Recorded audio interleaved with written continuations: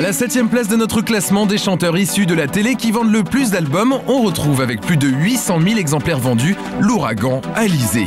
Pendant près de 4 ans, la jeune Corse va enchaîner tube sur tube. Moi Lolita,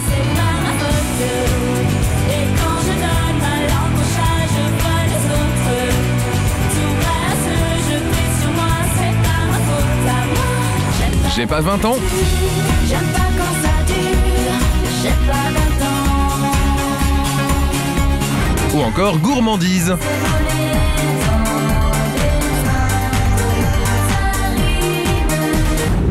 Le conte de fées d'Alizé démarre le 25 février 2000. Ce jour-là, la jeune Corse de 15 ans participe à une émission qui va changer sa vie à tout jamais.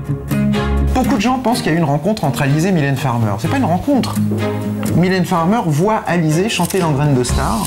Et Mylène Farmer qui cherche depuis un moment une chanteuse pour interpréter un certain nombre de compositions qu'elle a en boîte avec Laurent Boutonnat, se dit voilà, c'est celle-là, il me la faut. Et quelques semaines plus tard, Alizé quitte son île et s'envole pour Paris. Elle doit participer à une audition dont elle ne sait rien. J'ai fait l'audition, donc j'ai vu Laurent Boutonnat, mais je ne savais pas que c'était Mylène Farmer et lui qui avait fait la chanson.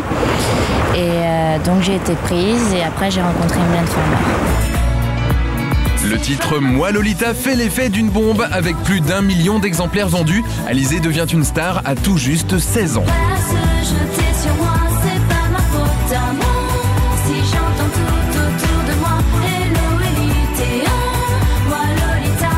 Elle a été reprise en main entièrement par le couple Mylène Farmer, Laurent Boutonnat. Ils l'ont relooké, ils ont fabriqué en fait une espèce de personnage fantasmagorique qu'eux avaient dans la tête. Ils l'avaient dessiné. Non, elle avait du talent aussi, elle a joué le jeu. Hein. Tout collait, elle chantait bien, elle était mignonne, elle a joué le jeu parfaitement. Mais c'est vraiment la chose de Mylène Farmer. Gourmandise, le premier album d'Alizé rencontre un succès phénoménal. Un an après sa sortie, la jeune chanteuse devient la révélation féminine de l'année 2001, la consécration avant la chute. Le deuxième album marche beaucoup moins bien, c'est la déception. Est-ce qu'une Lolita, ça dure 10 ans? Est-ce qu'une Lolita, ça dure pas finalement très peu de temps? Le personnage n'a pas évolué, ou pas assez évolué en tout cas. Alizé continuait à jouer la Lolita alors que certainement elle ne correspondait plus à cette image-là. Et puis les gens ont eu l'impression en fait qu'on leur servait 2 fois la même soupe.